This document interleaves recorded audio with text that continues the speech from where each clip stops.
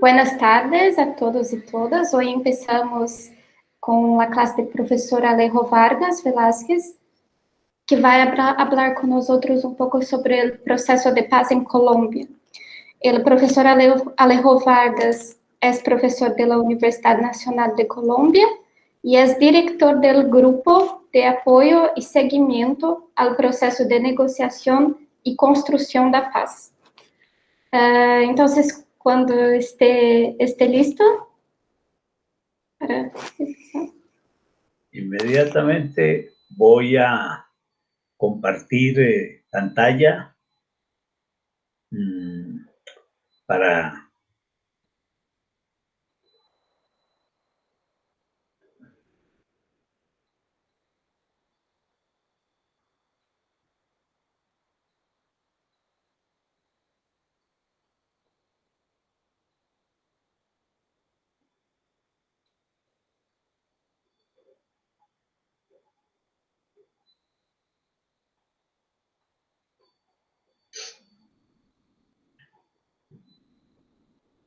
¿Están viendo mi pantalla? Sí, sí. Sí. Muy bien. Entonces,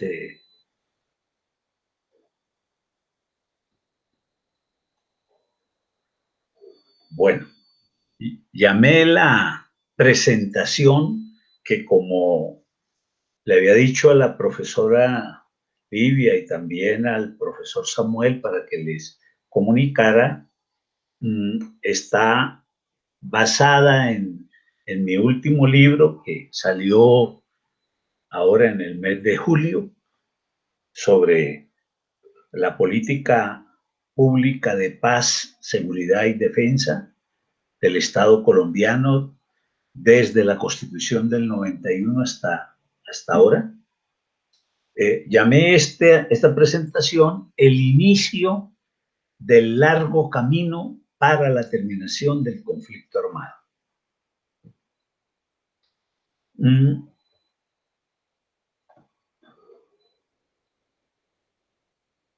Empiezo señalando que, a mi juicio, hay tres elementos que son muy importantes colocarlos. No son, creo, totalmente exclusivos de Colombia, pero sí son muy explicativos de lo que sucede en Colombia.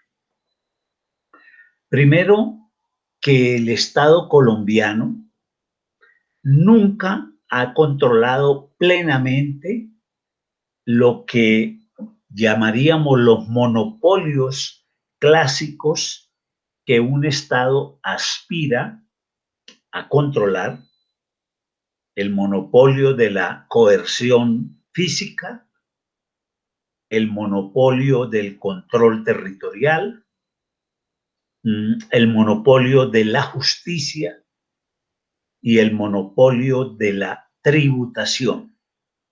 Esto significa que siempre ha habido, a lo largo de la historia de país independiente, actores privados que por momentos le disputan en espacios del territorio estos o alguno de estos monopolios. Segundo elemento importante es la recurrente y persistente violencia con motivaciones políticas a lo largo de nuestra historia. Tercero, sin embargo, también, así como ha habido una recurrente violencia con motivaciones políticas, también ha habido una gran capacidad para resolver los distintos enfrentamientos violentos por vías concertadas, negociadas o similares. Entonces, son tres elementos que me parece importante, especialmente para quien no conozca en detalle la historia política colombiana, plantearlos. Segundo, podemos decir que la guerra y la negociación política entonces han sido una constante colombiana. Si nos situamos en la post-independencia española, en el siglo XIX, mediados del siglo XIX, vamos a tener un largo periodo que llamamos las guerras civiles entre liberales y conservadores, que eran los dos nacientes partidos políticos que surgen a mediados del siglo XIX por una fuerte influencia de la Europa de la época. Esas guerras civiles que marcan, realmente empieza la primera en 1839, que la llamamos la Guerra de los Supremos, y la última, que la llamamos la Guerra de los 1000 días, termina en 2002, perdón, en 1902, es decir, empezando el siglo XX. Entonces, toda esa segunda mitad del siglo XIX estuvimos con guerras nacionales, guerras civiles nacionales, guerras civiles territoriales, entre estos partidos que empezaban a emerger. Ahora, normalmente esas guerras se resolvían a través de dos mecanismos. Primero, el que ganaba la guerra expedía una nueva constitución política. Por eso en el siglo XX tenemos cerca de 15 constituciones políticas en Colombia. Y segundo, las fuerzas derrotadas desmovilizaban sus tropas, pero también en ocasiones las fuerzas ganadoras incorporaban parte de esas fuerzas derrotadas a las fuerzas vencedoras. Es decir, habían siempre modalidades de acuerdos, de transacciones. Luego, empezando el siglo XX, en la década de los 20, vamos a tener unos intentos insurreccionales, los llamamos insurrecciones bolcheviques, porque era clara la influencia en ese momento de la Revolución de Octubre de la Rusia soviética. Esa insurrección bolchevique era o fue el primer intento también de la naciente izquierda política, el Partido Socialista Revolucionario, como se llamaba en ese entonces, obviamente un pequeño partido, que va a intentar acudir, como se había hecho en Rusia, a la figura de la insurrección para acceder al poder. Obviamente no había mucha, por no decir casi que ninguna opción de que eso pudiera tener resultado positivo. Sin embargo, es interesante porque nos muestra que así como los dos partidos tradicionales, el liberal y el conservador, desde el siglo XIX van a intentar acudir a la violencia para imponer su proyecto político por las armas, también la naciente izquierda política va a intentar muy rápidamente, muy temprano en la historia, de acudir también a la violencia para buscar obtener un resultado político. Y eso es un elemento importante porque eso nos ayuda a entender esa afirmación que hicimos de que la violencia política ha estado muy recurrente en nuestra historia política, porque todos los actores políticos desde el inicio siempre van a pretender acudir a esa violencia política. A mediados del siglo pasado, del siglo XX, vamos a tener un largo periodo de casi 40 años de lo que vamos a denominar violencia bipartidista. Era de nuevo una violencia entre liberales y conservadores. Todavía aquí no aparecían las guerrillas de influencia marxista, sino era una violencia entre los dos partidos por tratar de imponer su proyecto político.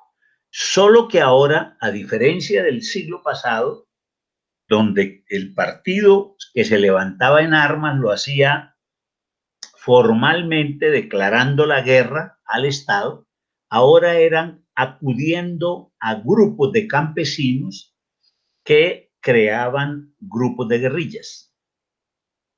Esa violencia bipartidista que en la historia nuestra se plantea que hubo alrededor de 300.000 muertos en esa violencia, se resolvió en un periodo de gobierno militar, el único que hemos tenido en todo el siglo XX, el golpe militar de las Fuerzas Armadas encabezadas por el general Gustavo Rojas Pinilla, que se dio una fórmula que implicó inicialmente una amnistía para todos los delitos y para todos los actores involucrados.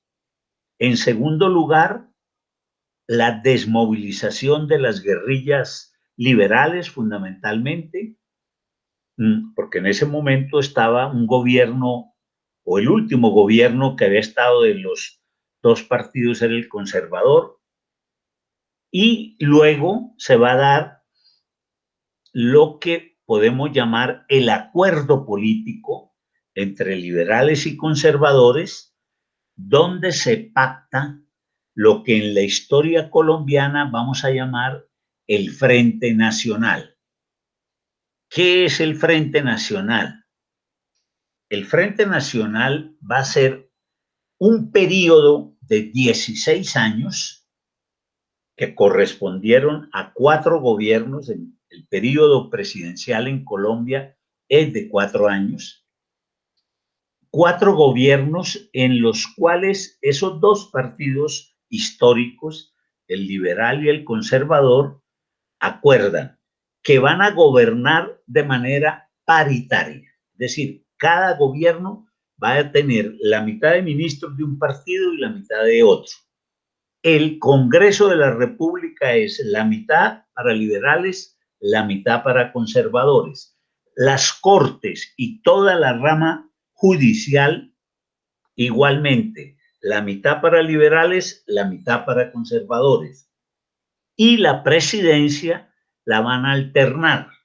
Primero un presidente liberal, seguido de un presidente conservador, tercero un presidente liberal y cuarto un presidente conservador.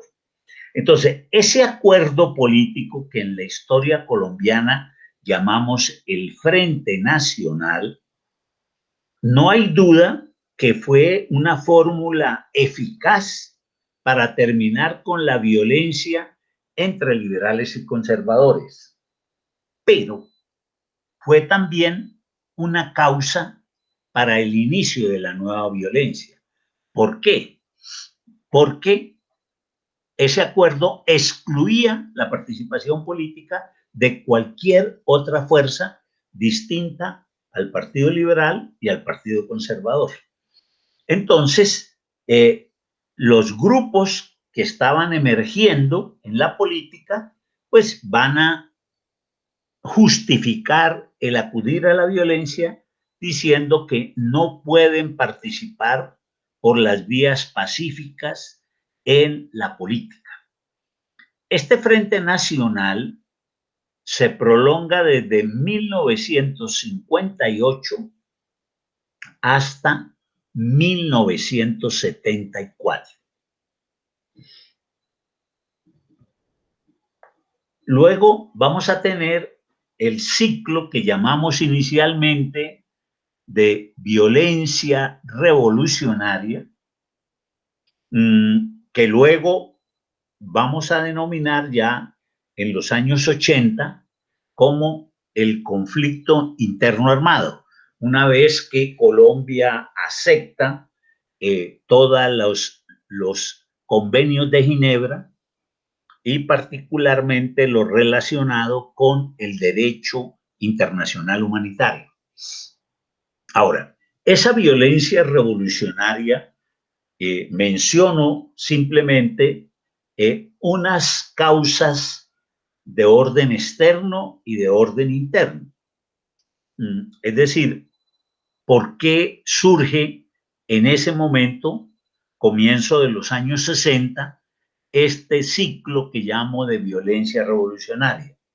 Bueno, primero porque estamos en la Guerra Fría, en ese periodo post Segunda Guerra Mundial, y ahí en ese contexto, como sabemos, surge la llamada doctrina de la seguridad nacional, que va a ser un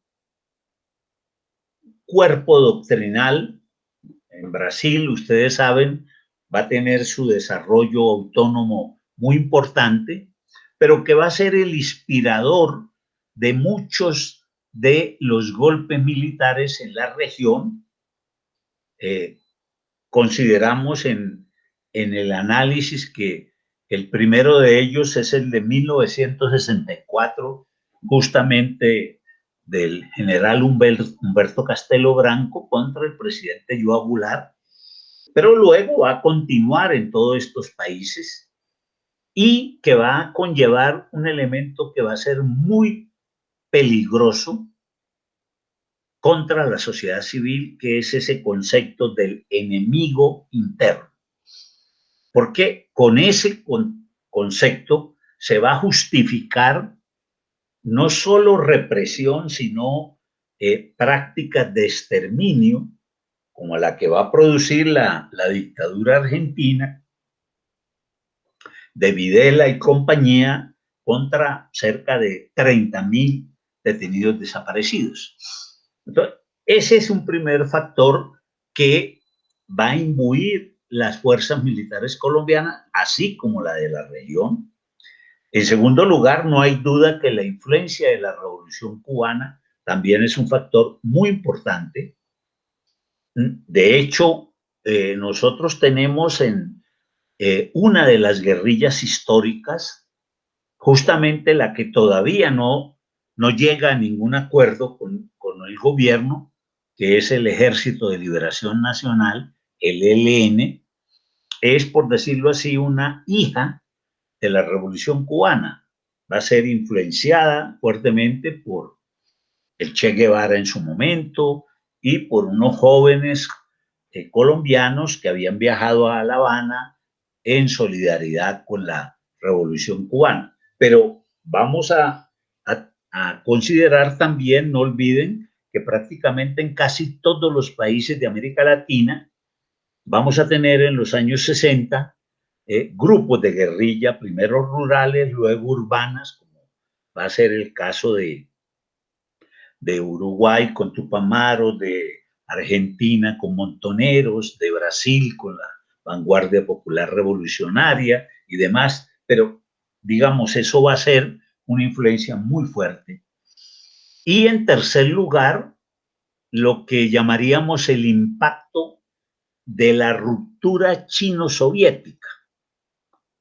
¿Qué quiero decir con ello? Quiero decir que los partidos comunistas de estos dos grandes países, la Unión Soviética y de China, que para ese momento, fines de los 50, comienzos de los 60, habían hecho revoluciones socialistas, van a entrar en diferencias a propósito de la estrategia.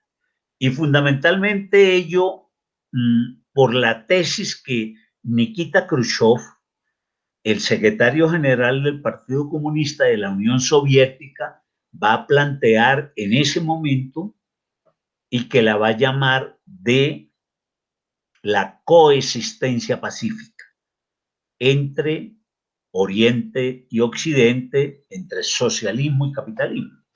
A lo cual va a responder Mao Zedong diciendo que no, que los revolucionarios no tenían que coexistir con sus enemigos, sino hacer la revolución, y eso va a generar toda una ruptura en los partidos comunistas de la mayoría de países del mundo, en el sentido de surgir lo que se conocieron como los partidos comunistas marxistas-leninistas, o MLs, se llaman también, y que llevó a casos como el nuestro, a que de ahí surgiera también uno de las primeras guerrillas, que va a ser el Ejército Popular de Liberación, el EPL. Entonces, en Colombia vamos a tener en la primera generación de guerrillas, guerrillas de influencia cubana, guerrillas de influencia china, y también guerrillas que, si bien tenían una raíz campesina, van a tener también una gran cercanía con la Unión Soviética. Entonces, ese es un elemento que es muy importante tener en consideración en esa dirección, en ese sentido. Ahora, en el campo interno, menciono en breve, tenemos el Frente Nacional para este periodo, comienzos de los 60. Ya dije que el Frente Nacional duró de 1958 a 1974, una democracia que era restringida en la medida en que no permitía la participación de ningún otro partido distinto a liberales y conservadores. Eso, por supuesto, hace que, sin duda, el recurso a la violencia aparezca. Segundo, un problema agrario no resuelto que está en la base muy fuerte de todas nuestras violencias, que viene desde los años 20 del siglo pasado y que sigue siendo un tema central, no por otra razón. Fue el primer punto de las conversaciones de La Habana, el tema agrario. Tercero, vamos a tener también una radicalización de sectores de la juventud. Los años 60, como sabemos, fue una década que a nivel internacional fue de un gran protagonismo de los jóvenes. Recordemos la matanza de Tlatelolco en México antes de los Olímpicos, mayo del 68, el concierto de Woodstock, los hippies, etcétera, que hacen que esa década, hay un poco como ahora también, que los jóvenes estén en la vanguardia, digámoslo así, pero además muy radicalizados y muy predispuestos a escuchar estos discursos muy radicales. Surge también lo que en Colombia llamamos la nueva izquierda, Con eso lo que queremos mencionar es el surgimiento de una serie de organizaciones políticas de izquierda distintas al Partido Comunista Clásico, que el Partido Comunista Clásico había surgido en Colombia en 1930, pero ahora ya en los años 50 surgen una serie de organizaciones que o bien fueron disidencias del Partido Liberal, como fue el caso de las Juventudes del Movimiento Revolucionario Liberal, o fueron grupos influidos por la Revolución Cubana o por la Revolución China y que van a animar mucho los debates de ese momento. Y algo parecido de radicalismo lo vamos a tener en sectores del sindicalismo, especialmente en algunos sectores del sindicalismo que eran probablemente los más avanzados, como fue el caso del sindicalismo petrolero, que allí también van rápidamente a sintonizarse, a estar muy cercanos a la idea del uso de la violencia. Entonces, en los 60 tenemos el surgimiento de la primera generación de guerrillas de corte marxista, con el surgimiento de las FARC, el ELN y el EPL. Como dije, las Fuerzas Armadas Revolucionarias de Colombia, una guerrilla de tradición más agrarista, pero que va a tener una cercanía con el Partido Comunista prosoviético, el Ejército de Liberación Nacional, el ELN, una guerrilla de fuerte influencia cubana, guevarista, que se mantiene, y el Ejército Popular de Liberación, EPL, una guerrilla de influencia china. En los 70 vamos a tener el surgimiento de una segunda generación de guerrillas, dentro de las cuales voy a destacar dos, no porque sean las únicas, no, fueron bastantes, fácilmente 6, 7, pero quiero destacar estas dos: el movimiento 19 de abril, M19, que va a ser una guerrilla urbana, y luego también con presencia en lo rural, que va a tener un gran protagonismo político, y el movimiento armado Quintín Lame, que va a ser una guerrilla muy sui generis, una guerrilla indígena que va a tener como orientación fundamentalmente la defensa de los territorios indígenas, de su cultura, de sus formas de organización, y que, por supuesto, en esa medida va a ser una guerrilla que podríamos llamar más de corte societario, indigenista, y con la cual va a ser más fácil, digámoslo así, rápidamente llegar a acuerdos. Sin embargo, quiero también señalar cómo desde los años 70 del siglo pasado empiezan a surgir ya unas primeras propuestas, unas primeras iniciativas de negociaciones políticas, justamente de la guerrilla que en ese momento era la más radical, que era el ELN, después de que ellos tienen una gran derrota político-militar en un municipio llamado Anorí.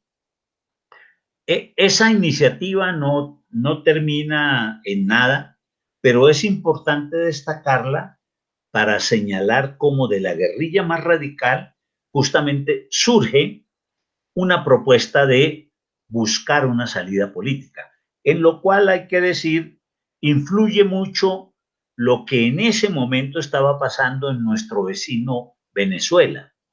En ese momento Venezuela estaba en un proceso de desmovilización de las guerrillas que se habían formado también a comienzos de los 60 y que luego van a dar origen a un partido político muy importante en Venezuela que va a ser el MAS, el Movimiento al Socialismo, que luego, digamos, no, tampoco tiene mayor desarrollo.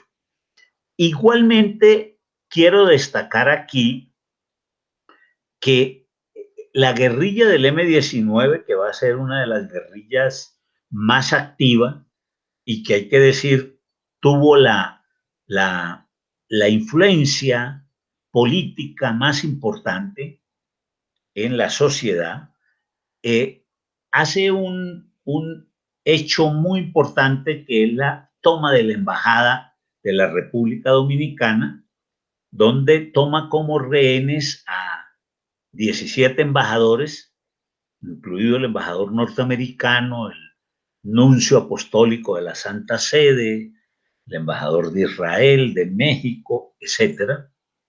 Y esa toma se va a hacer en el contexto de un gobierno que había sido muy de mano dura, como llamamos en Colombia, muy represivo, pero paradójicamente logra ese gobierno encontrar un camino de negociación, y ese hecho que fue tan complejo, que duró más de 2 meses, se termina resolviendo de manera negociada con la salida del comando hacia La Habana por solicitud del gobierno colombiano, con algunos de los embajadores que allá van a ser liberados, los otros lo van a hacer aquí en Bogotá, y eso va a ser un antecedente de lo que van a ser luego los intentos de negociación en los años 80. Pero también es importante destacar que en los años 80 surgen, empezando los 80, los grupos paramilitares o grupos contrainsurgentes que luego van a ser fuertemente influenciados por sectores del narcotráfico, especialmente por el cártel de Medellín de Pablo Escobar, que lo va a financiar. De hecho, incluso van a traer militares en retiro de Israel, de Inglaterra. Un famoso coronel israelí, Yair Klein, viene a entrenarlos, y otros coroneles ingleses, y los van a volver unas máquinas de guerra para su confrontación contra el Estado y contra la sociedad de estos grupos del narcotráfico, alrededor del tema de la extradición de colombianos a Estados Unidos por el tema del narcotráfico. Bien, entonces podemos decir que los antecedentes históricos en Colombia de la negociación de conflictos internos los tenemos en el largo plazo, tanto en la negociación de las guerras civiles del siglo XIX, que dijimos normalmente se resolvían con la expedición de nuevas constituciones, o en la violencia liberal conservadora de mediados del siglo XX, donde se intentó combinar una amnistía con la desmovilización de las guerrillas y un acuerdo político que fue este del Frente Nacional. Pero la evolución más reciente está en lo que ya mencioné, esa propuesta que surge del interior del ELN, de un movimiento que se llamó Replanteamiento, que planteó por primera vez la idea de una salida negociada, que, insisto, no tuvo eco, no tuvo desarrollo, pero que la menciono porque muestra cómo temprano también desde el seno de un grupo guerrillero surge una propuesta de negociación.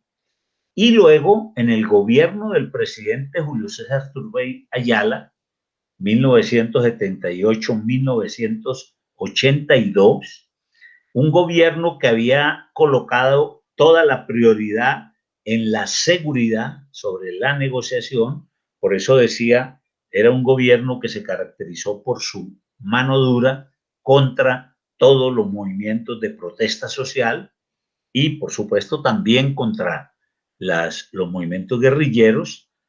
Ese gobierno, sin embargo, ante la toma de la embajada dominicana, va a lograr formalizar unas conversaciones que se prolongan por 2 meses en una camioneta que se adecua frente a la sede de la embajada, y allí llegaban todos los días los negociadores, 2 negociadores de Cancillería colombiana, y salía una chica guerrillera que era la delegada del grupo, del comando que estaba en la embajada, junto con el embajador mexicano, que era una especie de testigo forzoso de la negociación.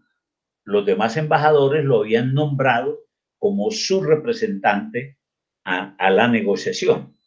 Ese es un primer ejercicio que, como digo, demora 2 meses o más, pero que termina dando un resultado importante, un resultado positivo. Y ahí va a haber una participación internacional importante por primera vez, porque no solo va a haber esa figura de testigo de la negociación en cabeza de el embajador mexicano, aunque era, por decirlo así, un testigo forzoso, porque era uno de los secuestrados, pero sus colegas embajadores lo habían escogido a él para que los representara. Y segundo, también esa figura de país huésped, que va a ser Cuba, que a solicitud del gobierno colombiano va a recibir al comando junto con estos embajadores que allí son dejados en libertad cuando llegan a La Habana. Como resultado de este ejercicio de negociación, este gobierno del presidente Turbay Ayala, que insisto, fue un gobierno caracterizado por mano dura, él va a crear lo que vamos a llamar en Colombia una primera comisión de paz, encabezada por un expresidente del Partido Liberal que va a ser nombrado como presidente de esa comisión. Sin embargo, esa comisión no dura mucho porque este expresidente renuncia una vez que no le permite el gobierno que se reúna con los jefes del M-19, como él lo solicita, para conocer mejor cuáles eran las propuestas que hacían y de esa manera poder cumplir, decía el expresidente Carlos Lleras, su función de recomendar decisiones al gobierno. En 1982 va a ser elegido presidente Belisario Betancur, un presidente del Partido Conservador, pero antes que nada, él era un gran intelectual. Él era una persona muy formado en el ámbito de la literatura, de la poesía, de las artes. Entonces, era un gran intelectual con muchas relaciones y él va a plantear lo que podemos llamar la propuesta pionera de paz en Colombia. La primera propuesta pionera en Colombia, por eso en su gobierno podemos decir que va a colocar la prioridad en la negociación antes que en la seguridad. En primer lugar, él es el primer presidente que va a caracterizar el conflicto armado como un conflicto de naturaleza política. Y va a decir que ese conflicto se explica por condiciones objetivas como son la pobreza, la desigualdad, las condiciones de desequilibrios regionales y condiciones subjetivas que son los grupos armados, los grupos insurgentes. Y entonces él va a decir, hay que dar una respuesta a cada una de esas condiciones. Y entonces dice, para las condiciones subjetivas, es decir, los grupos guerrilleros, la propuesta es el diálogo y una propuesta de reforma política, así como una ley de amnistía. Para las condiciones objetivas de desigualdad, desequilibrios regionales, pobreza, él va a formular lo que se llamó el Plan Nacional de Rehabilitación, centrado en las regiones donde se consideraba que había mayor pobreza, mayor miseria. Y en la formulación de ese Plan Nacional de Rehabilitación va a colaborar equipos del Plan de Naciones Unidas para el Desarrollo, del PNUD. Ahora, en este gobierno se llega a un primer acuerdo de tregua con las FARC-EP. Como producto de ese acuerdo, se crea la Unión Patriótica. ¿Qué es la Unión Patriótica? Un movimiento político que en ese momento se consideraba que iba a ser el canal a través del cual los miembros de las FARC se iban a desmovilizar e iban a entrar en la actividad política. Con el M-19 en paralelo, porque ese es, y aquí empezamos ya a encontrar una característica, que en Colombia cada guerrilla, y hemos tenido muchas, han dado su propio camino. Nunca han querido unirse, menos fusionarse. Por eso el modelo de negociación que ha sido viable en Colombia es el que podríamos llamar una negociación incremental, una negociación, si se quiere, a pedazos, es decir, con cada grupo se va haciendo un pedacito de paz, y eso claramente ha sido un proceso complejo de desgaste hasta ahora. Entonces, con el M-19, en conversaciones paralelas a las que se hacían con la FARC, se llega a un acuerdo de tregua y diálogo nacional. Ahora, en el caso de estas dos intentos de negociación, vamos a tener lo que podemos llamar un modelo de agenda ampliada, es decir, la idea de que cualquier acuerdo de paz estaba ligado a un conjunto de reformas sociales, económicas, políticas, lo cual obviamente hacía muy difícil que eso pudiera concretarse. Ese primer intento del presidente Belisario Betancourt, hay que decir que en buena medida fracasó. ¿Y fracasó por qué? Primero porque probablemente hubo una equivocación del presidente Belisario. Él, no hay que dudar que era un hombre muy convencido del tema de paz, pero él creyó que la manera de negociar con la guerrilla era hacerlo a través de una comisión, y una comisión que lo hiciera al margen de las Fuerzas Armadas. Es decir, sin mantener informada y menos consultar a las Fuerzas Armadas.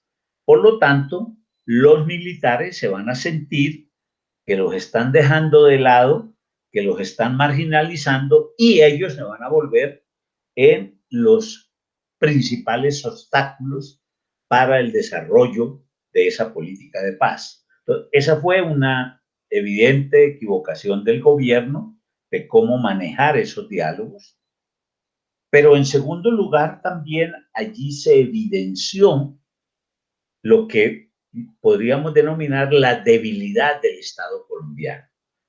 Porque más allá de que el presidente quería y estaba convencido de hacer la paz, sin embargo, la institucionalidad era incapaz de imponer una lógica única de acción a nivel nacional. Esto hizo que, por el contrario, entonces, lo que van a surgir a nivel regional son grupos paramilitares, estrategias que he llamado aquí parainstitucionales, promovidas por élites políticas y económicas de tipo regional y local, con alianzas con oficiales de las fuerzas militares, de la policía, que van a crear estos grupos privados para ellos defenderse y para impedir que el tema avanzara. En este gobierno del presidente Belisario, podríamos decir que la participación internacional no fue tan importante. España actuó como un país huésped y facilitador con el M-19. Esto era el momento del gobierno del presidente Felipe González. El presidente Belisario va a una visita de Estado a Madrid y allí, con el apoyo del gobierno español, se reúne con los jefes del M-19 en Madrid. Igualmente, en México también se van a tener reuniones de un ministro del presidente Belisario con líderes del M-19 que estaban allí. Pero sí es importante lo que fue el protagonismo internacional que se generó con la creación del llamado Grupo Contadora. Que no olvidemos que el Grupo Contadora es el antecesor histórico de lo que luego va a ser el Grupo de Río. El Grupo Contadora, que estaba formado por México, Venezuela, Colombia y Panamá, que van a estimular en contravía de la política norteamericana en ese momento de Ronald Reagan. Ellos van a estimular la búsqueda de una salida negociada en los conflictos centroamericanos. Y eso, digamos, va a ser importante porque luego se va a crear lo que se va a llamar el grupo de apoyo al Grupo Contadora con Brasil, Perú, etcétera, y que todo eso luego va a dar origen al Grupo de Río. En segundo lugar, es importante señalar que en este gobierno el narcotráfico pasa de ser un problema simplemente de violencia común, de delincuencia común, y empieza a convertirse en un problema de orden internacional en las relaciones de Colombia con Estados Unidos. En 1986 es elegido el presidente Virgilio Barco del Partido Liberal. Ya dije que el presidente anterior, Belisario Betancur, era del Partido Conservador, pero era un hombre muy progresista. Aquí va a ser elegido Virgilio Barco del Partido Liberal y el presidente Barco va a buscar combinar la seguridad y la negociación. El eslogan de su gobierno en este tema va a ser la mano tendida y el pulso firme. Si se quiere, es una forma distinta de hablar de ese famoso eslogan de la Escuela de Negociación de Conflictos de Harvard, de Zanahoria y Garrote, en el sentido de que para poder avanzar en la búsqueda de acuerdos hay que combinar los dos temas, el uso de la fuerza, pero también abrir las posibilidades de negociación. Ahora, el presidente Barco lo primero que hace es institucionalizar el tema de la paz, que ya dije en el gobierno anterior se había manejado a través de una comisión de personalidades. Aquí el presidente lo que dice es, eso tiene que ser una responsabilidad del presidente y se crea una consejería presidencial de paz. Es decir, que el tema se institucionaliza. Y el Plan Nacional de Rehabilitación que había creado el gobierno anterior se va a convertir en una herramienta fundamental de política social de este gobierno, pero también podríamos decirlo de contrainsurgencia política, porque los que conozcan de estos temas saben que, contrario a lo que a veces se cree, la contrainsurgencia no es un tema estrictamente militar. Normalmente, cuando hablamos de contrainsurgencia, por lo menos cerca del 80% es un tema político. Lo militar es por ahí un 20%. Entonces, era buscar restarle legitimidad a la guerrilla, empezando a hacer obras pequeñas, pero de gran impacto a las comunidades y de alguna manera tener una relación privilegiada del gobierno con las comunidades antes que darle la vocería a la guerrilla como una especie de vocero de las demandas de los ciudadanos. Entonces, eso es muy importante en ese sentido. ¿Aló? Sí, estoy ocupado, dígame.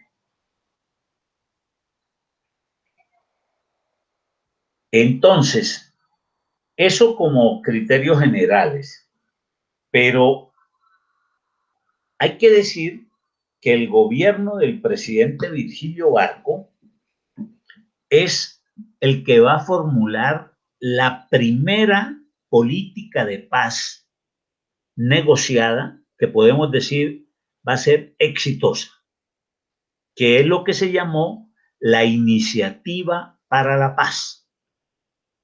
Esa política implicaba, primero, que el grupo guerrillero que quisiera entrar en negociaciones con el gobierno tenía que empezar con un cese al fuego previo y unilateral.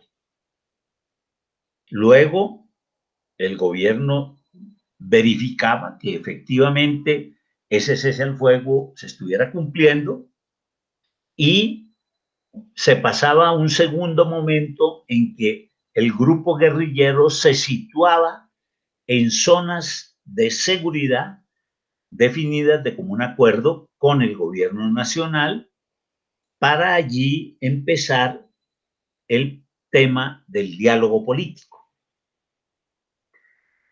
Esa política, la primera guerrilla que va a responder positivamente va a ser el M-19, el movimiento 19 de abril. El M-19, a diferencia de las tres guerrillas iniciales que ya mencioné, que eran las FARC, el ELN y el EPL, que eran guerrillas más campesinas y además de origen o de influencia marxista, el M-19 va a ser una guerrilla más de corte populista y nacionalista y originada inicialmente en la ciudad. De hecho, el M-19 va a tener una gran relación y una gran influencia con guerrillas como Tupamaros de Uruguay o Montoneros de Argentina. De hecho, miembros de esas guerrillas van a venir y son parte del M-19, van a morir aquí en hechos de violencia, etcétera, etcétera.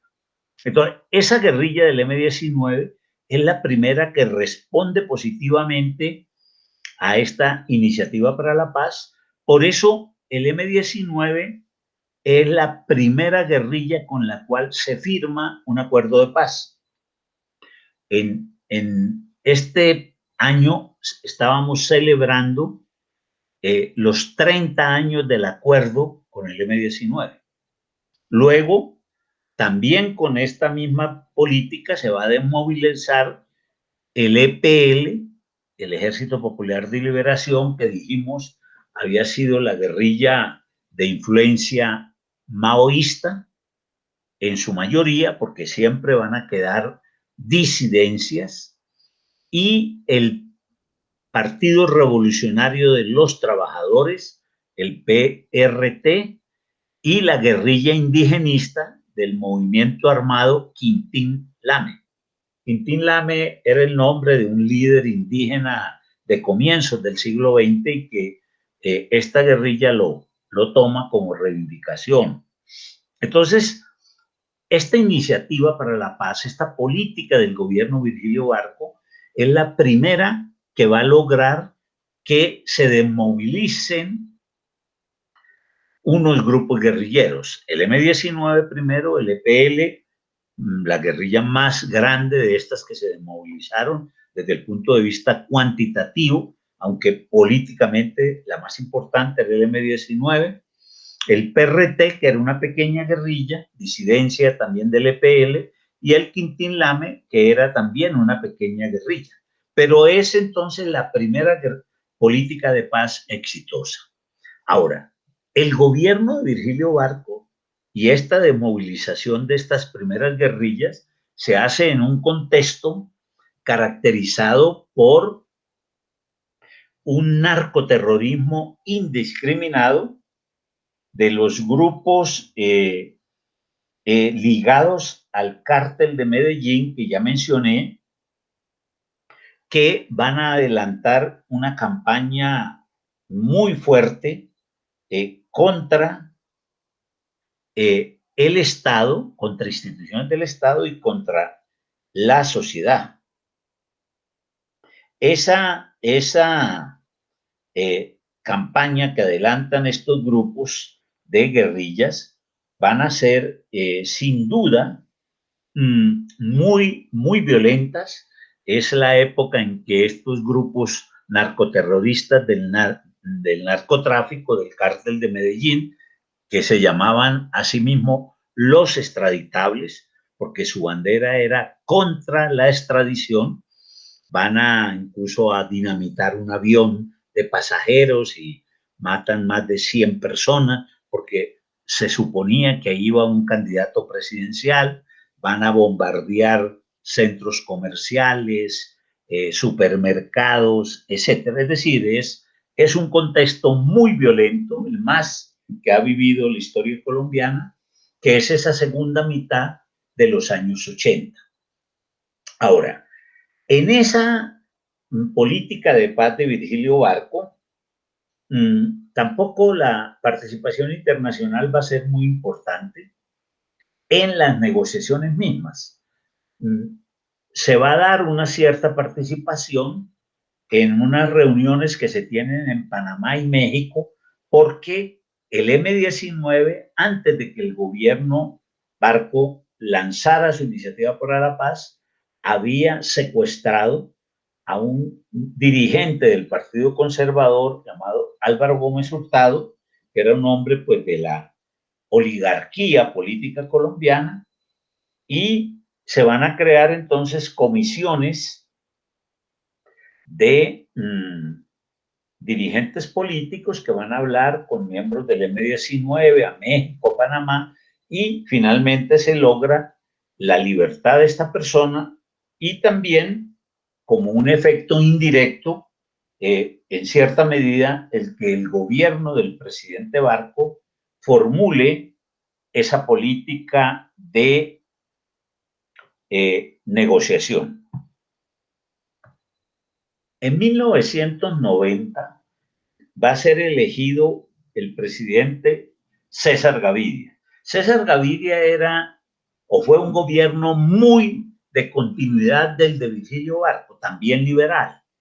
¿Por qué? César Gaviria había sido ministro de Hacienda del presidente Barco, luego ministro de Gobierno, y en buena medida él mantuvo las políticas y el equipo de gobierno del anterior gobierno. Entonces hay una gran continuidad.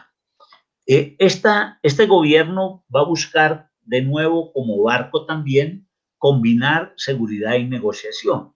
Al final del presidente Barco se va a aprobar la realización de una asamblea constituyente y entonces ya al gobierno de César Gaviria le va a tocar la gestión de la misma, que va a dar origen a la Constitución de 1991. Sin embargo, ahí empiezan a darse unos elementos contradictorios, porque si bien el gobierno de César Gaviria era continuador del gobierno Barco, sin embargo se van a adelantar unas acciones que pueden ser vistas como completamente contradictorias. Por ejemplo, el día que los colombianos, el primer domingo de diciembre de 1990, que estábamos eligiendo a los que iban a formar parte de la Constitución del 91, el gobierno de Gaviria bombardea un sitio conocido como Casa Verde, que era un sitio en el cual había, por decirlo así, una especie de zona de distensión informal, no que fuera producto de ningún acuerdo. Pero allí, en esa zona, estaba localizada la cúpula de la guerrilla, no solo de las FARC, sino del ELN, y allí viajaban con frecuencia comisiones de personalidades, de empresariales, políticas, de gobierno, a reunirse con ellos. Entonces, ese bombardeo que obviamente no produjo ningún resultado importante, en ese momento todavía la Fuerza Aérea Colombiana era o tenía muy precaria capacidad, entonces eso no produjo ningún hecho relevante, pero políticamente sí le dio argumento a la coordinadora guerrillera Simón Bolívar, y esto es importante mencionarlo porque es un periodo pequeño en la historia colombiana que va desde más o menos 1988 hasta 1992, cerca de 4 años, en que las tres guerrillas, las FARC, el ELN y el sector que quedaba del EPL sin desmovilizarse, van a ser parte de esa coordinadora guerrillera Simón Bolívar. Y van a asistir a unas conversaciones que no dan resultado con este gobierno del presidente César Gaviria. Pero es el único momento en la historia en que hay una cierta cercanía entre estos grupos. Van a darse negociaciones en Caracas primero y luego en Tlaxcala, pero en ambos casos esas conversaciones fracasan, no llegan a ningún resultado. En el caso de Caracas, porque estando conversando, si bien el acuerdo era negociar en medio de la guerra, sin embargo, el ELN hace un atentado contra la caravana del presidente del Senado del momento y claramente para el gobierno Gaviria eso es inaceptable y se suspenden esas conversaciones y luego en México igual el EPL secuestra a un dirigente del Partido Conservador, el señor se muere en cautiverio y al parecer ese grupo siguió tratando de negociar con la familia, sabiendo ya que la persona secuestrada había muerto. Entonces, eso también lo va a considerar el gobierno del presidente Gaviria como unas medidas inaceptables y se van a suspender esas conversaciones. Entonces, por un lado, es el primer intento y el único en el cual un gobierno busca negociar con el conjunto de las guerrillas de ese momento, pero unas conversaciones que van a no tener ningún resultado. Ya en el gobierno de César Gaviria, posteriormente, y con la misma política que había formulado el presidente anterior, Barco, se va a dar la desmovilización de un pequeño grupo guerrillero, que es una disidencia del ELN, llamado la Corriente de Renovación Socialista, que es un pequeño grupo que se separa del ELN y que acepta un proceso de conversaciones y su desmovilización en este gobierno del presidente Gaviria, y también un sector de los grupos paramilitares se van a desmovilizar, aunque posteriormente, como es frecuente en la historia colombiana, vuelven otra vez a rearmarse. Ahora, después de que fracasan estos intentos, va a haber lo que podríamos llamar un periodo conocido como la guerra integral, así lo llamaron los medios y los analistas, porque el eje para el gobierno del presidente César Gaviria fue lo que podríamos llamar como la bandolerización de la guerrilla. Es decir, no era simplemente combatirla en el campo militar, sino buscar su deslegitimación y su aislamiento político, que fue similar a lo que luego, años después, va a ser también el gobierno de Álvaro Uribe. Esto para señalar que tanto en las guerrillas como en los gobiernos, las estrategias en cierta medida se van repitiendo, se van reciclando pasado un tiempo.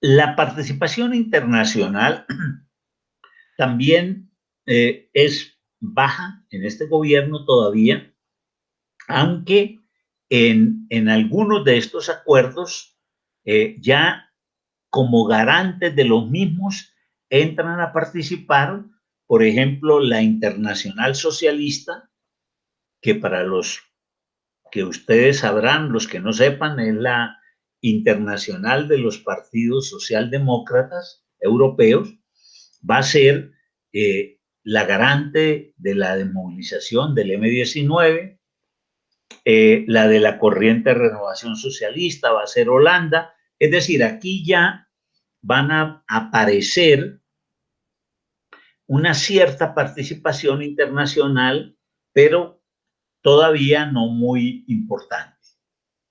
Luego, en 1994, va a ser elegido otro presidente liberal, el tercero en línea, Ernesto Samper Pizano. Samper Pizano, desde su campaña, busca combinar negociación y seguridad. Y desde la campaña hay un esfuerzo, como digo aquí, por repolitizar el conflicto. ¿Por qué repolitizar el conflicto? Porque, como dije, en el anterior gobierno, al final, lo que hubo fue un esfuerzo de bandolerización de la guerrilla.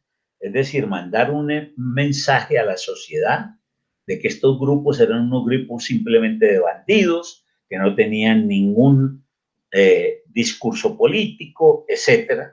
Entonces, el nuevo gobierno, desde la campaña, lo primero que intenta es repolitizar el conflicto para poderle dar reconocimiento político a estos grupos guerrilleros y en esa medida abrir una posibilidad de negociación. Una vez elegido el presidente Samper, lo primero que él hace es transformar el consejero presidencial para la paz en la figura del alto comisionado para la paz. Así se sigue llamando hasta hoy día. ¿Qué era lo que buscaba el presidente Samper con ello? Mandarle un mensaje a la guerrilla de la importancia que para este gobierno tenía las negociaciones y colocando entonces al funcionario que estaba al frente de las mismas al nivel del gabinete ministerial. Sin embargo, rápidamente, una vez que empieza este gobierno, van a conocerse acusaciones del candidato que perdió, Andrés Pastrana, en que acusan que sectores del narcotráfico, especialmente del llamado Cártel de Cali, han financiado la campaña de Ernesto Samper, especialmente para la segunda vuelta presidencial. Eso en la historia colombiana se va a llamar o se va a conocer como el proceso 8000, que así fue la numeración que la Fiscalía colombiana le dio a ese proceso judicial.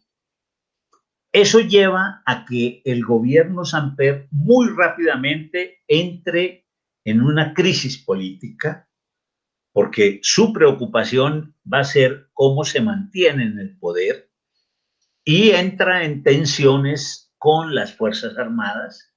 En la medida en que el gobierno se debilita, cada vez va a tener menos capacidad de conducir efectivamente las Fuerzas Armadas. Entonces van a haber más de un general que van a asumir unas posiciones de distancia con la política del gobierno civil. Ahora bien, al interior del gobierno van a estar dos concepciones de seguridad. Una que era la que señalaba que había que transitar el camino de la negociación política y la desmovilización de los grupos guerrilleros, que como sabemos, eso también es una estrategia de seguridad, porque es convertir a un grupo armado, que es una amenaza de seguridad, en un actor político dentro de la institucionalidad.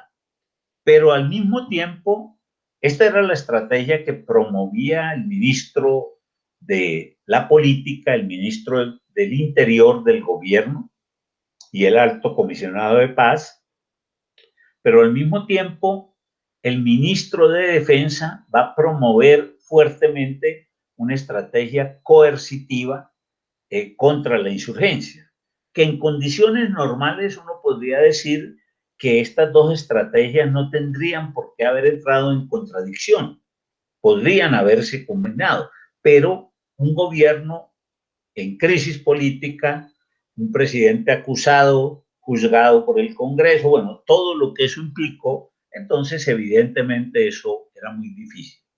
Ahora, en este periodo va a haber un intento de negociación con las FARC que no fructifica, porque las FARC exigen el despeje de un municipio, los militares se oponen, finalmente aceptan que se despeje el área rural, pero no la cabecera municipal. Las FARC no aceptan esa fórmula, entonces ahí se termina cualquier posibilidad, y las FARC va a vivir un periodo de fortalecimiento militar y va a realizar grandes operaciones militares en este periodo, y por primera vez va a tomar la estrategia de tomar prisioneros militares después de los combates de las tomas guerrilleras. Entonces, con las FARC-EP, la crisis política no permite viabilizar el que se diera una zona de distensión para unas conversaciones en medio de la confrontación. Con el ELN se van a desarrollar toda una serie de contactos informales a través de dos líderes guerrilleros detenidos, que el ELN los va a nombrar voceros y el gobierno los va a reconocer como tal, les va a dar un tratamiento, si se quiere, preferencial en la prisión, y ellos van a jugar un papel importante de facilitadores. Esto lleva a que se hagan algunos acuerdos en el campo del derecho internacional humanitario, como por ejemplo la aceptación de la comisión de encuesta. La comisión de encuesta, para los que no sepan, es un mecanismo del protocolo 1 de los convenios de Ginebra, pero que puede ser utilizado para el protocolo 2. El protocolo 1 es el que se ocupa de las guerras interestatales, el protocolo 2 de las guerras al interior de un Estado. Se firma también en Madrid un preacuerdo entre representantes del gobierno y el ELN, el preacuerdo del Palacio de Viana, que después el ELN cancela porque amigos de la campaña de Andrés Pastrana dan a conocer ese preacuerdo, lo filtran a los medios y eso lleva al ELN a considerar que esa iniciativa ya no tiene vigencia porque justamente ellos habían firmado con la condición de que solo se diera a conocer una vez que ya se eligiera el nuevo presidente. Se va a producir también una reunión que fue muy conocida en Maguncia, Alemania, o Mainz, promovida por la Iglesia Católica Alemana y una serie de intermediarios alemanes, llamada Reunión de Puerta del Cielo, así se llamaba ese convento, en que se reúnen delegados del ELN con 40 personas de la sociedad civil. Con los grupos paramilitares, que eran los grupos contrainsurgentes, se van a dar unas reuniones privadas, especialmente del ministro del Interior, y luego también de esta reunión de Puerta del Cielo, ya al final del gobierno Samper, un grupo de personas van a reunirse con la cúpula de estos grupos paramilitares en una región conocida como el Nudo del Paramillo, hacia la costa norte colombiana. Entonces, en este gobierno ya va a haber una mayor intensificación de la participación internacional. Este gobierno aprueba la operación del CICR en Colombia, el Comité Internacional de la Cruz Roja. Como mencioné, se invita a la Comisión de Encuesta a Colombia. España, Alemania y la Iglesia Católica Alemana jugaron un importante papel en los encuentros con el ELN y cada vez más hay una participación de comunidad internacional. Por ejemplo, al final del gobierno, las FARC decide liberar unilateralmente los militares y policías que tenía secuestrados, pero para eso exige el despeje de un municipio llamado Cartagena del Chairá, en el departamento del Caquetá, en el sur del país, y allí van a ir una serie de embajadores a ser testigos de este hecho. La década de los 90, desde la perspectiva táctico-militar, podemos decir que es la de un crecimiento militar muy importante de las guerrillas, especialmente las FARC, pero también de los paramilitares, lo cual reflejaba la generalización del conflicto. Los éxitos militares de las guerrillas, que van a ser muy importantes en este periodo, a haber una seguidilla de golpes militares, van a dar una sensación de triunfalismo militar, pero también de arrogancia política a esta guerrilla, a las FARC, pero paradójicamente en un momento en que justamente lo que tenía era una muy precaria capacidad de influencia política en la sociedad.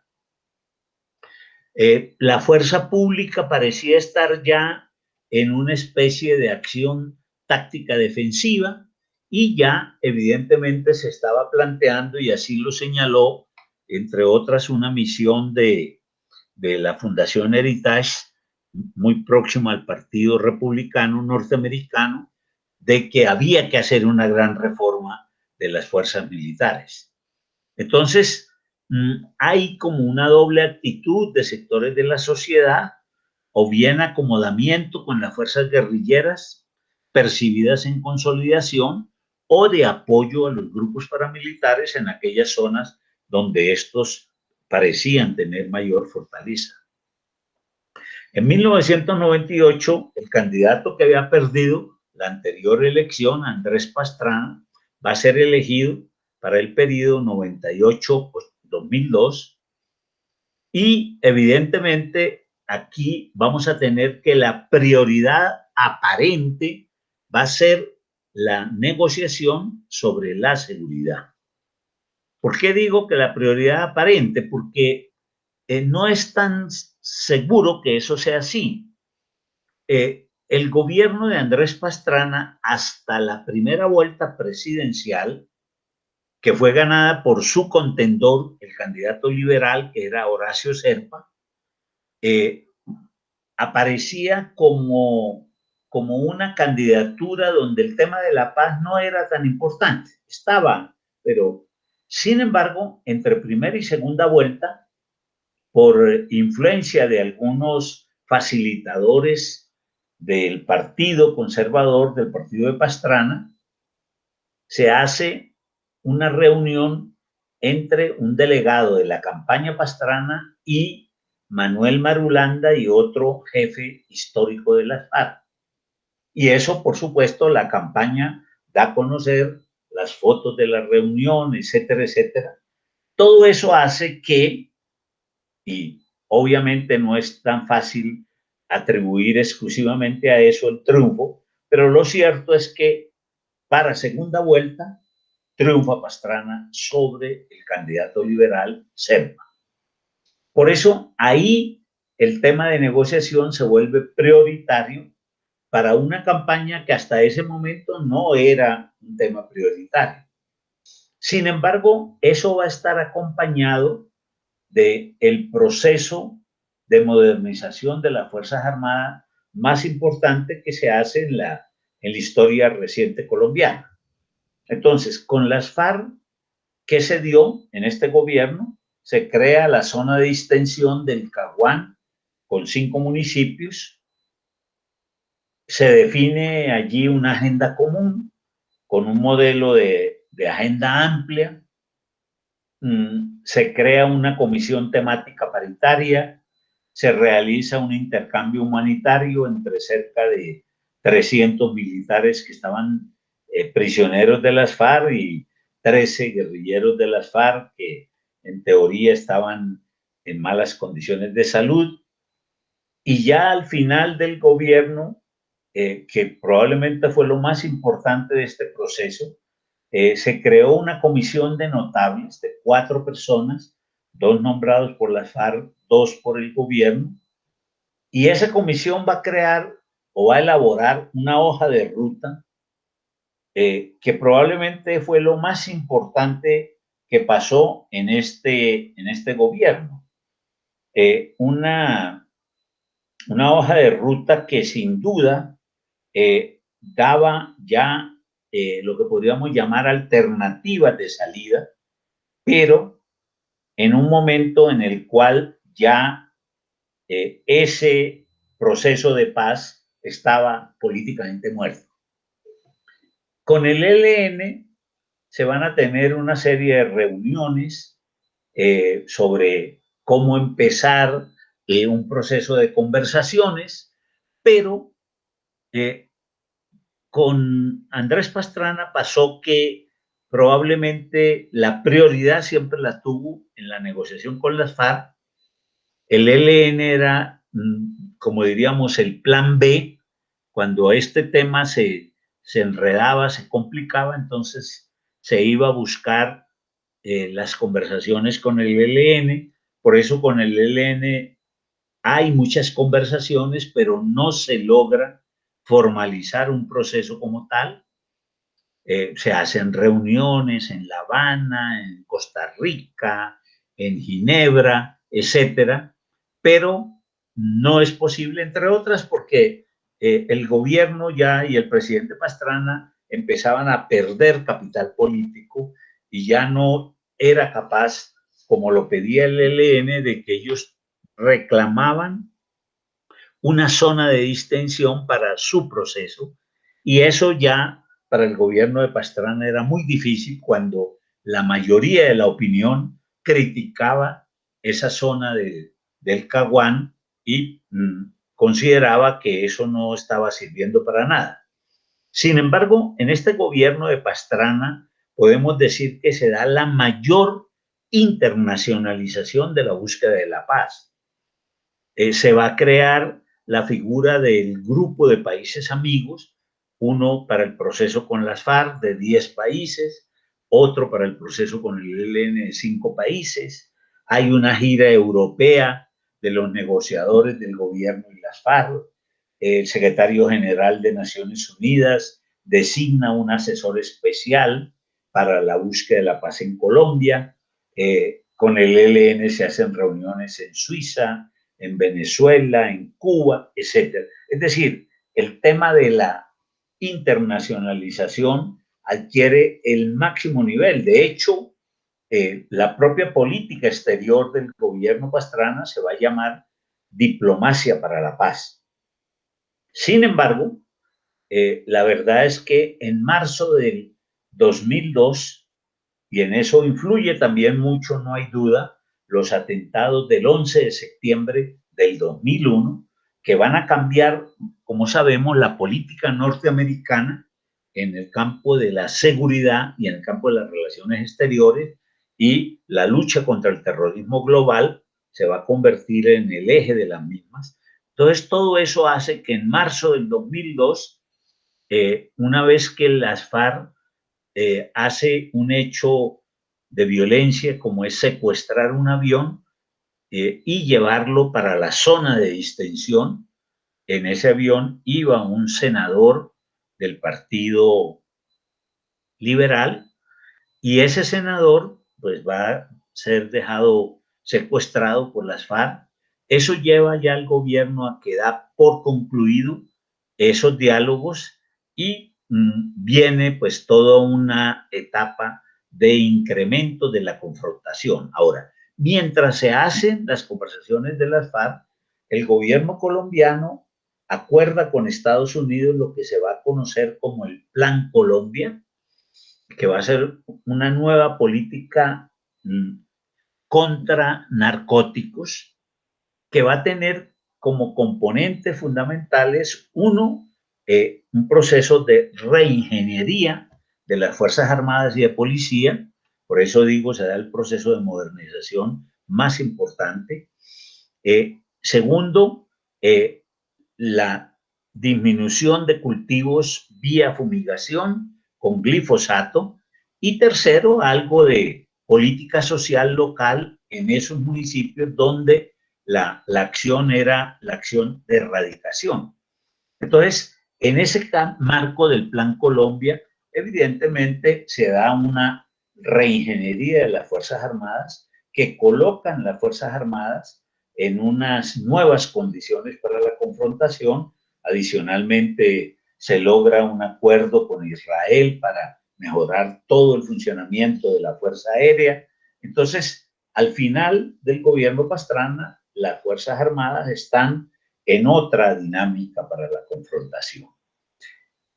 Vienen luego los dos gobiernos de Álvaro Uribe, 2002 a 2010, donde claramente la prioridad va a ser la de la seguridad sobre la negociación.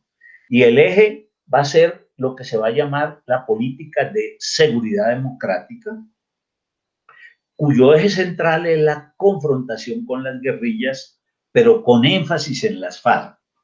Por eso algunos, yo he dicho que esto es una política farcocéntrica. Ahora, esa política de seguridad democrática va a tener tres pilares. Uno, la protección de los derechos de los ciudadanos. Dos, protección de los valores, la pluralidad y las instituciones democráticas. Y tres, la solidaridad y cooperación de toda la comunidad.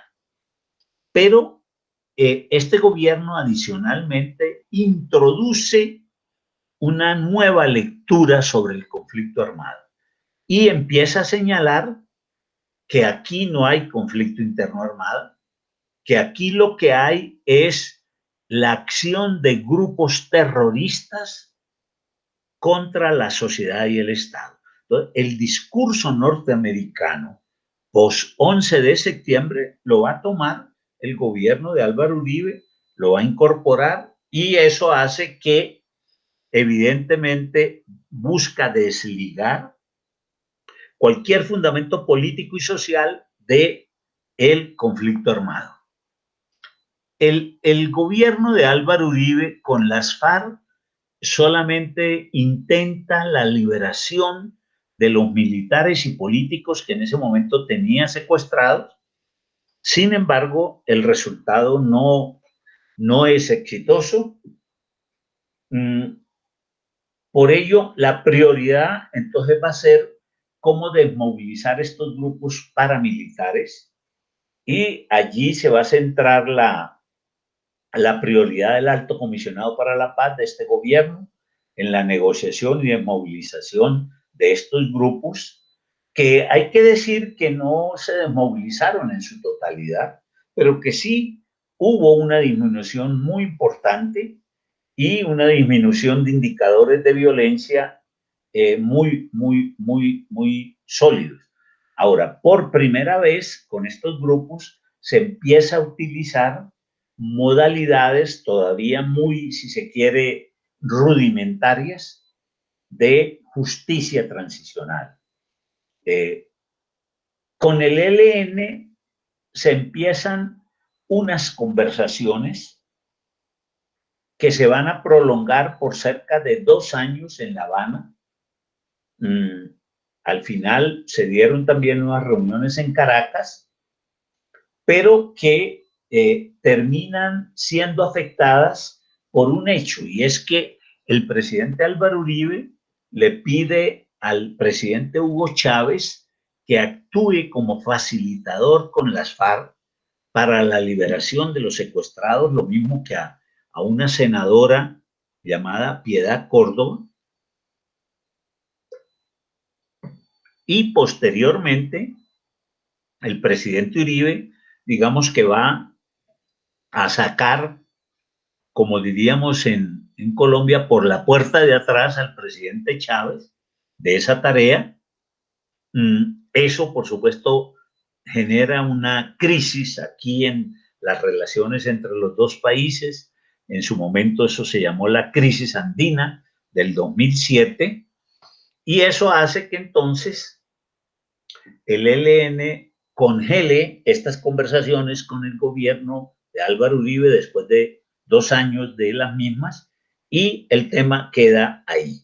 Ahora, en este gobierno de Álvaro Uribe, evidentemente las conversaciones eran más con lo que podríamos llamar un modelo de agenda mínima, es decir, que fundamentalmente lo que se buscaba era negociar las condiciones para la desmovilización y la inserción de los grupos insurgentes, más no temas de agenda social o política.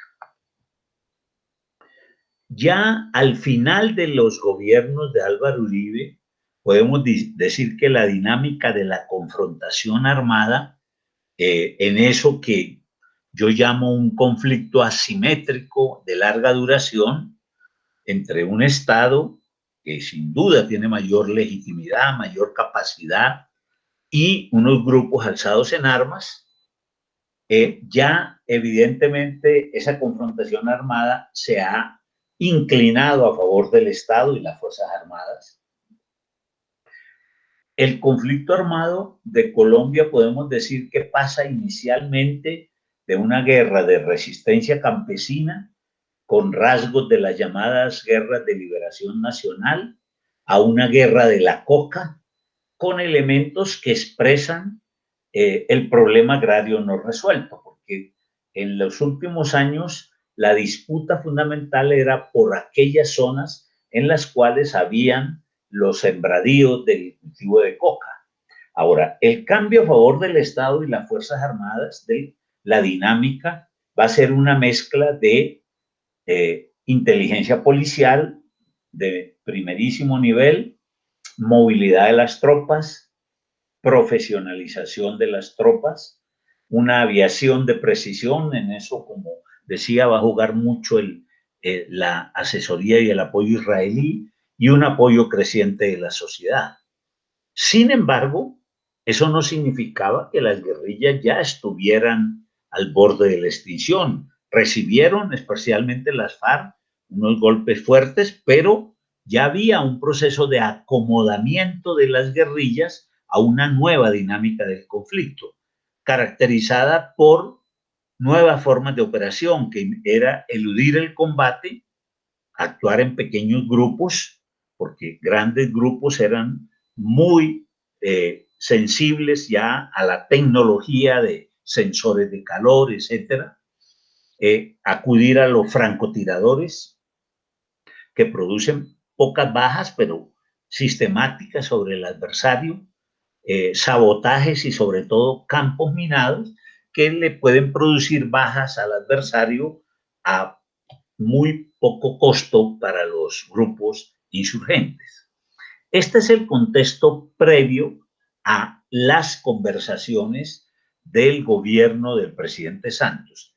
Es importante recordar que Juan Manuel Santos fue el ministro de Defensa de Álvaro Uribe durante 4 años, 2 años del finales de su primer gobierno y los 2 primeros años de su segundo gobierno.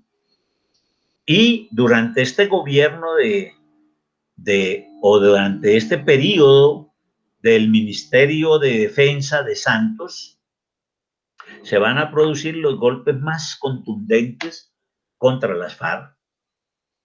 Entonces, Santos va a empezar sus conversaciones muy iniciado el gobierno con la idea que él tenía muy claro de que ya una vez golpeada la guerrilla se podía plantear y se debía plantear un proceso de conversaciones en esa perspectiva de una larga historia de relación entre armas y políticas.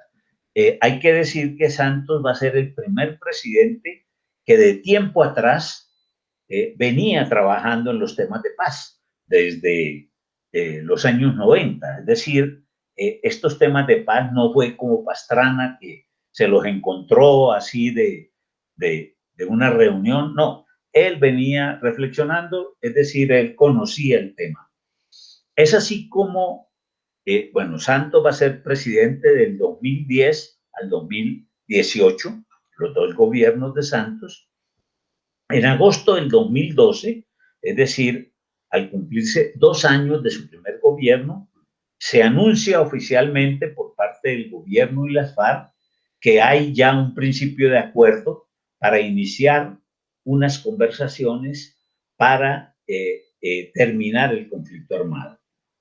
En eso, simplemente quiero decir que se tratan, siempre que estamos hablando de estas conversaciones, fundamentalmente de proscribir el uso de la violencia para tramitar las diferencias políticas, es decir, desterrar las armas de la política y buscar que un actor armado ilegal se transforme en un protagonista político previa dejación de las armas dentro de la legalidad.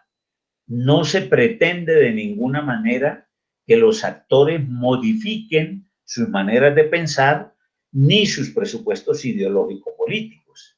Solo se busca que se elimine el uso de las armas para hacer política.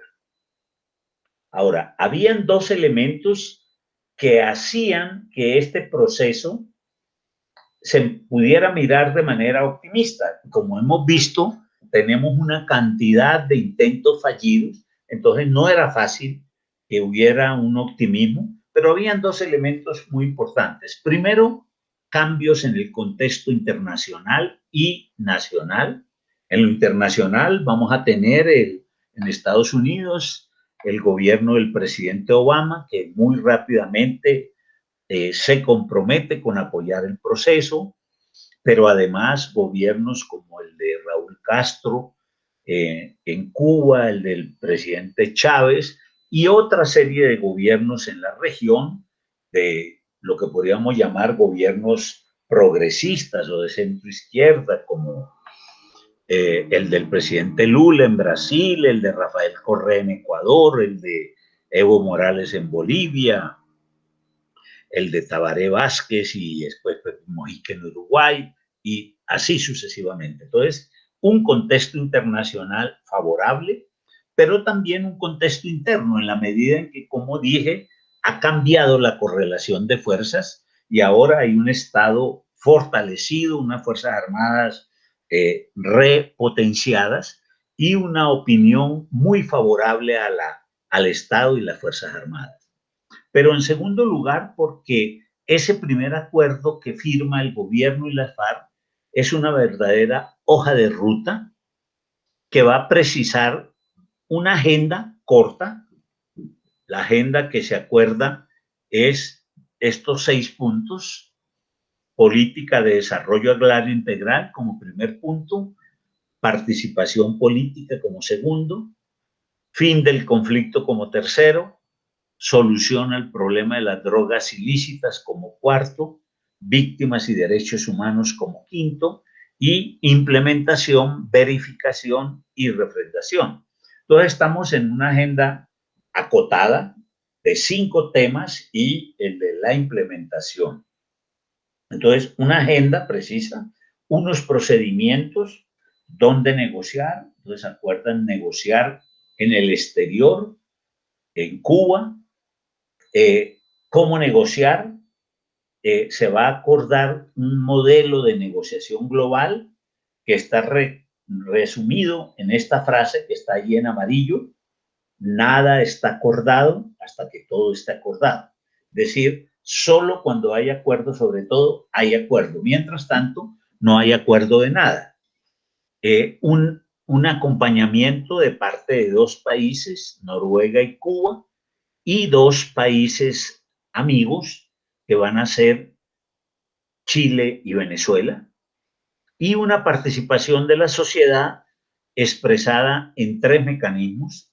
Uno, una página web que la mesa establece para que quien quiera mande propuestas a través de Internet. Segundo, unos foros de participación ciudadana. Se hicieron 9, no se encargaron a nosotros, al centro de pensamiento que yo dirijo de la Universidad Nacional y a la Oficina de Naciones Unidas en Colombia, de hacer esos 9 foros. Una tarea muy importante, muy compleja, pero extraordinariamente importante para nosotros. Y tercero, la invitación a expertos sobre los distintos temas de la agenda a reunirse con la mesa, que en el caso de las víctimas se hizo una modificación que va a ser muy importante, y es que nos pidieron al Centro de Pensamiento y a Naciones Unidas y el acompañamiento de la Conferencia Episcopal que seleccionáramos 60 víctimas de un total de cerca de 9 millones, tarea, como ven, bastante difícil, para que fueran a La Habana en grupos de 12 a reunirse con la mesa de conversación.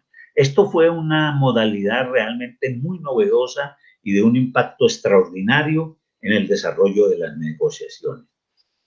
Y por último, esta hoja de ruta precisaba un punto de llegada del proceso, que era, y lo dejaba claro desde el primer documento, el fin de las FARC como grupo armado, su entrega de armas y su transformación en un actor político.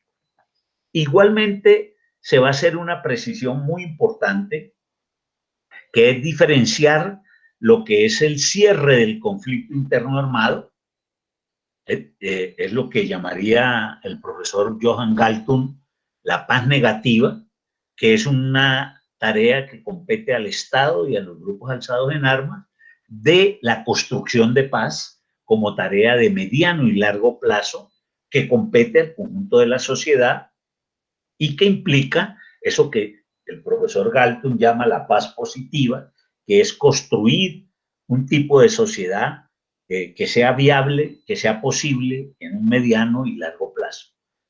Entonces, se logra un acuerdo sobre el fin del conflicto. Ese acuerdo implica el cese al fuego y las hostilidades de carácter definitivo, la concentración de las fuerzas de las FARC en zonas veredales transitorias y puntos de encuentro. Allí el acuerdo nos pide a la Universidad Nacional que hagamos un censo socioeconómico de los miembros de FARC para que esa sea la línea de base para su reincorporación. Y se hace efectivamente. Se hace la realización del inventario y verificación de armas y otros materiales de guerra. Se entregan esas armas y esos materiales a la misión de Naciones Unidas. Se firma el acuerdo final. Se había acordado una ratificación del acuerdo en un plebiscito que lo perdimos las fuerzas partidarias del acuerdo por muy poca diferencia, pero las fuerzas en contra, lideradas por el expresidente Uribe y otros dirigentes conservadores, pastores de la iglesia, evangélicos, todo eso, movilizando elementos que sin duda que era la ideología de género y demás. Bueno, lo cierto es que se perdió el plebiscito y en democracia pues eso es una realidad. Obviamente eso implicó una renegociación del acuerdo con los voceros del no y con las FARC, y luego se va a dar en ese sentido su de nueva aprobación por el Congreso. Eso, sin embargo, va a tener un impacto muy fuerte, porque eso ya va a dejar, a mi juicio, con una débil legitimidad el acuerdo. Pero además, el que las fuerzas que ganaron el plebiscito vayan al año siguiente a lograr elegir al actual gobierno. El presidente actual, el presidente Iván Duque, era parte de esas fuerzas que estaban en contra del acuerdo, y claramente eso, a pesar de que el acuerdo tenía todos las resguardos constitucionales, por eso, digamos, porque sectores del partido del expresidente Álvaro Uribe lo que planteaban era que había que volver trizas el acuerdo, pues eso evidentemente no se podía, pero claramente la voluntad política de sacarlo adelante no. Ahora, esto nos lleva a una pequeña discusión que simplemente señalo, porque alguien podría decir, bueno, entonces estamos en un escenario de posconflicto. Aquí simplemente trato de resumir una discusión, porque si uno habla de posconflicto, sería un escenario en el cual no existan los conflictos, y eso obviamente no es real, porque la existencia de conflictos es, como todos saben, consustancial a la democracia. Usamos entonces la idea de posconflicto armado o posacuerdo, y definitivamente creemos que esta es la mejor categoría, el tema de el posacuerdo, en ese sentido. ¿Y por qué es adecuado ese tema del posacuerdo para el caso colombiano y no posconflicto? Porque la realidad del conflicto armado colombiano, como hemos visto en esa mirada panorámica, porque esto daría para todo un semestre de clases, una multiplicidad de actores insurgentes y contrainsurgentes, y claramente el actual acuerdo involucra solamente a uno, las FARC, que independiente de que se trataba del más numeroso en cuanto al número de combatientes y su capacidad militar, era uno.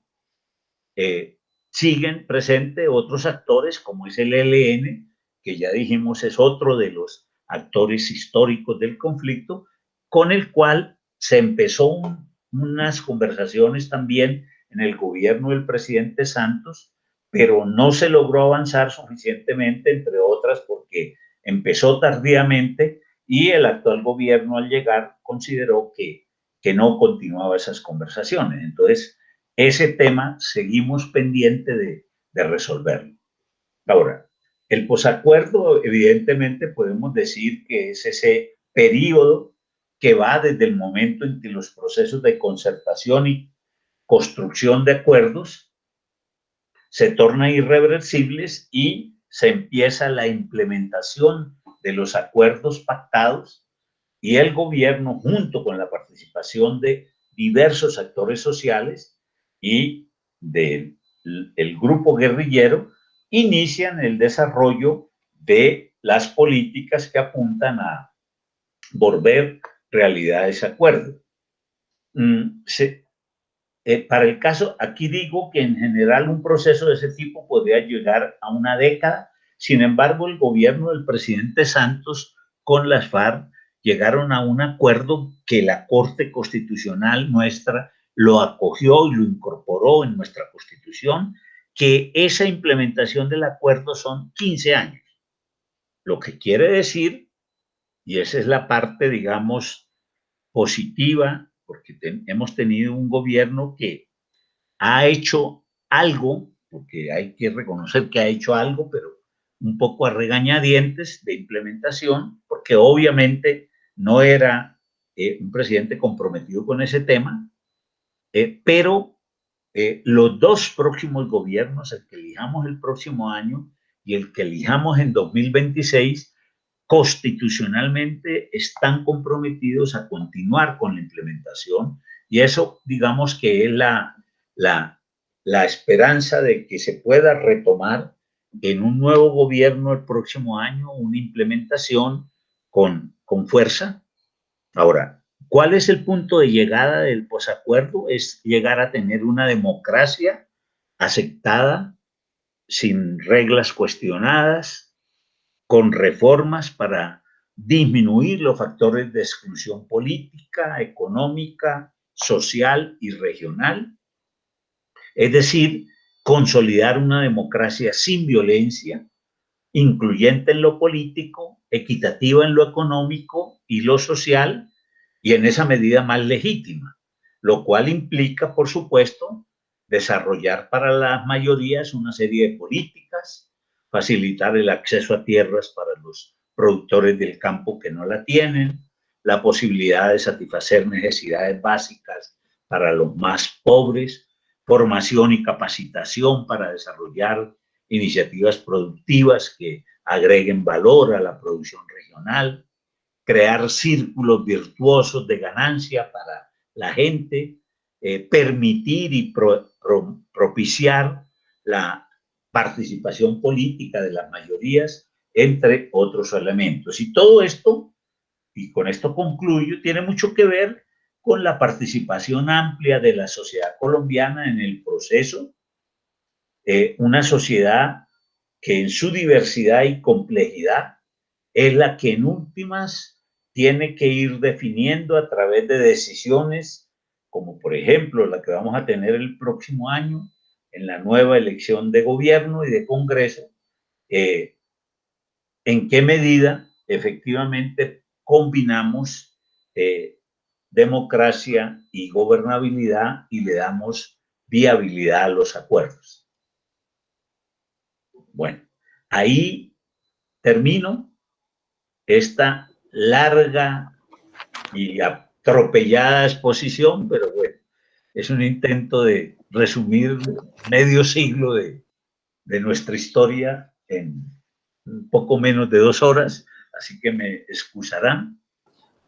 Y bueno, estaría en disposición si alguien tiene alguna pregunta, alguna inquietud, con mucho gusto intento dar una respuesta que pueda ser satisfactoria.